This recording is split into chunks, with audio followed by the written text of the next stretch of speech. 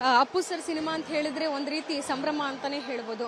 ಇಡೀ ಫ್ಯಾಮಿಲಿ ಬಂದಿದ್ದೀರಾ, ಸಿನಿಮಾ ನೋಡ್ತಾ ಇದ್ದೀರಾ, ಎಷ್ಟು ಖುಷಿ ಕೊಡ್ತಿದೆ ಮ್ಯಾಮ್ ಈ ರೀತಿ ಫ್ಯಾನ್ಸ್ ಸಂಭ್ರಮಿಸೋದು. ಇವತ್ತು ನಮ್ಮ ಹಳೆ ದಿನಾನೇ ಇವತ್ತು ಬಂದಿದೆ ಅಂತ ಅನ್ಕೊಂತೀನಮ್ಮ. ನಾನು ರಿವೈಂಡ್ ಮಾಡ್ದಂಗೆ ನನಗೆ ಇವತ್ತು ಅದೇ ಒಂದು ಮೂಡಲ್ಲಿದ್ದೀವಿ. ಪಿಕ್ಚರ್ ನೋಡ್ತಾ ಇದ್ದೀವಿ, ಒಂದು ಹೊಸ ಪಿಕ್ಚರ್ ನೋಡ್ತಾ ಇದ್ದೀವಿ.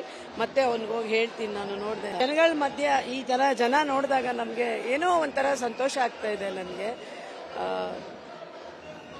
ಎಲ್ಲೋ ಈ ತಾನೆ ಅನ್ನೋ ಒಂದು ಫೀಲಿಂಗಲ್ಲೇ ಇದ್ದೀನಿ, ಎಕ್ಸೈಟ್ಮೆಂಟಲ್ಲಿ ಇದ್ದೀನಿ ನಾನು. ಆ್ಯಕ್ಚುಲಿ ಕೈಯಲ್ಲಿ ಬೆಳೆದಂತಹ ಮಗು, ಆ ಒಂದು ಫೋಟೋಸ್ ಎಲ್ಲ ನಾವು ನೋಡ್ತಿದ್ವಿ ಮ್ಯಾಮ್, ಸ್ಕ್ರೀನ್ ಮೇಲೆ ಬಂದು ಹೋಗ್ತಾ ಇತ್ತು. ನೆನಪು ಮಾಡ್ಕೊಳ್ತಾ ಹೋದ್ರೆ ನಿಮಗೆ ಬಹಳಷ್ಟು ನೆನಪುಗಳು ಇರುತ್ತೆ. ಈ ಕ್ಷಣಕ್ಕೆ ಏನ್ ನೆನಪಾಗ್ತಾರೆ ಅಪ್ಪು ಸರ್? ನೆನಪಾಗ್ತಾನೆ ಅಂತ ಹೇಳಕ್ಕಾಗಲ್ಲಮ್ಮ. ಅವ್ನು ಯಾವಾಗ್ಲೂ ನನ್ನ ಮೈಂಡಲ್ಲೇ ಇರ್ತಾನೆ.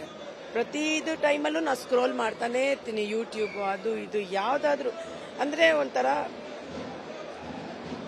ನನ್ಗಿನ್ನೂ ಆ ದುಃಖದಿಂದ ನಾನು ಆಚೆನೆ ಬಂದಿಲ್ಲ, ಇನ್ನೂ ಅದೇ ನೆನಪಲ್ಲಿದ್ದೀನಿ. ಈ ಪಿಕ್ಚರ್ ನೋಡಿದಾಗ ಮತ್ತೆ ಅದೇನೆ ನೆನ್ಸ್ಕೊಂತಾ ಇರ್ತೀನಿ. ಅದು ನಾವು ಇರೋವರೆಗೂ ಹೋಗಲ್ಲ ಅಮ್ಮ.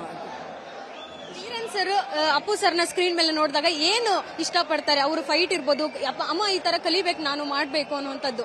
ಅದು ಎಲ್ಲಾ ಮಕ್ಕಳಲ್ಲೂ ಇದೆ ಅಮ್ಮ. ಧೀರೇನ್ಗಾಗ್ಲಿ, ಧನ್ಯಾಗಾಗ್ಲಿ, ಗುರುಗಾಗ್ಲಿ, ವಿನುಗಾಗ್ಲಿ ಎಲ್ಲಾ ಮಕ್ಕಳಿಗೂ ಇದೆ. ಮಾಮನ್ ತರ ಏನಾದ್ರೂ ಒಂದು ಸ್ಪೆಷಲ್ ಆಗಿ ಸೆಪರೇಟ್ ಆಗಿ ನಾವು ಮಾಡಿ ತೋರಿಸ್ಬೇಕು ಅನ್ನೋ ಆಸೆ ಇದೆ ಆ ಮಕ್ಕಳಲ್ಲಿ. ಅದನ್ನ ಹುಟ್ಟಿಸಿರೋದು ಅವನೇನೆ.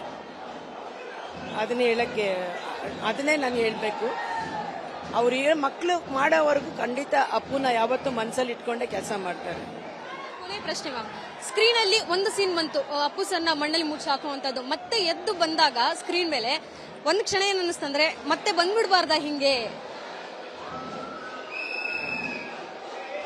ಅವ್ನು ಇದಾನೆ ಅಂತಾನೆ ಅನ್ಕೊಂಬಿಡ, ಬೇರೆ ಏನು ಅದು ಮಾತಾಡೋದೇ ಬೇಡ ಅನ್ಸುತ್ತೆ.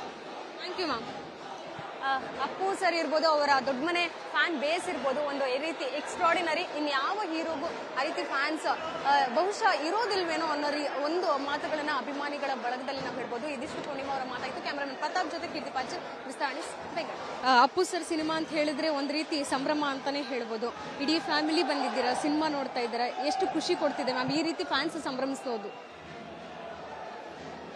ಇವತ್ತು ನಮ್ಮ ಹಳೆ ದಿನಾನೇ ಇವತ್ತು ಬಂದಿದೆ ಅಂತ ಅನ್ಕೊಂತೀನಮ್ಮ. ನಾನು ರಿವೈಂಡ್ ಮಾಡ್ದಂಗೆ ನನಗೆ ಇವತ್ತು ಅದೇ ಒಂದು ಮೂಡಲ್ಲಿದ್ದೀವಿ.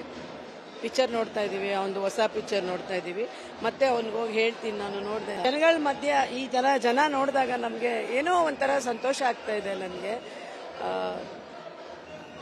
ಎಲ್ಲೋ ಈ ತಾನೆ ಅನ್ನೋ ಒಂದು ಫೀಲಿಂಗಲ್ಲೇ ಇದ್ದೀನಿ, ಎಕ್ಸೈಟ್ಮೆಂಟಲ್ಲಿ ಇದ್ದೀನಿ ನಾನು. ಆ್ಯಕ್ಚುಲಿ ಕೈಯಲ್ಲಿ ಬೆಳೆದಂತಹ ಮಗು, ಆ ಒಂದು ಫೋಟೋಸ್ ಎಲ್ಲ ನಾವು ನೋಡ್ತಿದ್ವಿ ಮ್ಯಾಮ್, ಸ್ಕ್ರೀನ್ ಮೇಲೆ ಬಂದು ಹೋಗ್ತಾ ಇತ್ತು. ನೆನಪು ಮಾಡ್ಕೊಳ್ತಾ ಹೋದ್ರೆ ನಿಮಗೆ ಬಹಳಷ್ಟು ನೆನಪುಗಳು ಇರುತ್ತೆ. ಈ ಕ್ಷಣಕ್ಕೆ ಏನ್ ನೆನಪಾಗ್ತಾರೆ ಅಪ್ಪು ಸರ್? ನೆನಪಾಗ್ತಾನೆ ಅಂತ ಹೇಳಕ್ಕಾಗಲ್ಲಮ್ಮ. ಅವ್ನು ಯಾವಾಗ್ಲೂ ನನ್ನ ಮೈಂಡಲ್ಲೇ ಇರ್ತಾನೆ. ಪ್ರತಿದು ಟೈಮಲ್ಲೂ ನಾನು ಸ್ಕ್ರೋಲ್ ಮಾಡ್ತಾನೆ ಇರ್ತೀನಿ, ಯೂಟ್ಯೂಬ್ ಅದು ಇದು ಯಾವ್ದಾದ್ರು. ಅಂದ್ರೆ ಒಂಥರ ನನ್ಗಿನ್ನೂ ಆ ದುಃಖದಿಂದ ನಾನು ಆಚೆನೆ ಬಂದಿಲ್ಲ, ಇನ್ನೂ ಅದೇ ನೆನಪಲ್ಲಿದ್ದೀನಿ. ಈ ಪಿಕ್ಚರ್ ನೋಡಿದಾಗ ಮತ್ತೆ ಅದೇನೆ ನೆನ್ಸ್ಕೊಂತಾ ಇರ್ತೀನಿ. ಅದು ನಾವು ಇರೋವರೆಗೂ ಹೋಗಲ್ಲ ಅಮ್ಮ.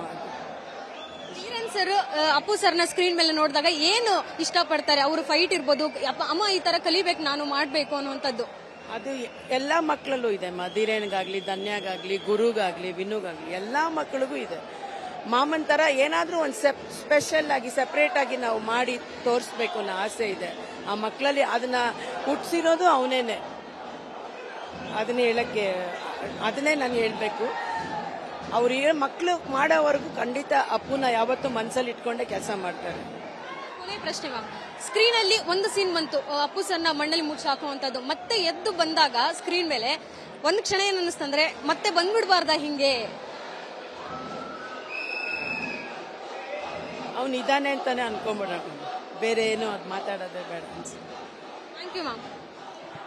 ಅಪ್ಪು ಸರ್ ಇರ್ಬೋದು, ಅವರ ದೊಡ್ಡ ಮನೆ ಫ್ಯಾನ್ ಬೇಸ್ ಇರ್ಬೋದು, ಒಂದು ಈ ರೀತಿ ಎಕ್ಸ್ಟ್ರಾಡಿನರಿ. ಇನ್ಯಾವ ಹೀರೋಗೂ ಆ ರೀತಿ ಫ್ಯಾನ್ಸ್ ಬಹುಶಃ ಇರೋದಿಲ್ವೇನೋ ಅನ್ನೋ ಒಂದು ಮಾತುಗಳನ್ನ ಅಭಿಮಾನಿಗಳ ಬಳಗದಲ್ಲಿ ನಾವು ಹೇಳ್ಬೋದು. ಇದಿಷ್ಟು ನಿಮ್ಮ ಅವರ ಮಾತಾಯಿತು. ಕ್ಯಾಮರಾಮನ್ ಪ್ರತಾಪ್ ಜೊತೆ ಕೀರ್ತಿ ಪಾಚ್, ವಿಸ್ತಾರಣೆ ಬೆಂಗಳೂರು.